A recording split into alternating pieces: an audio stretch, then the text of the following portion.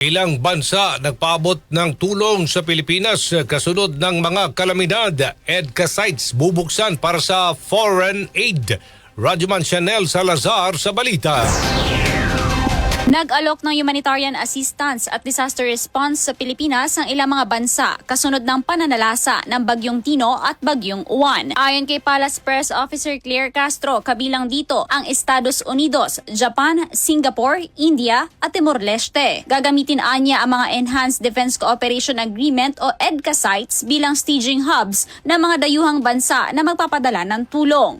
Nagsisilbi itong hubs para sa mas mabilis na pagtulong sa ating mga kababayan. Nandiyan po ang paggamit po ng Fort Magsaysay bilang distribution, relief goods ng, during the previous disasters.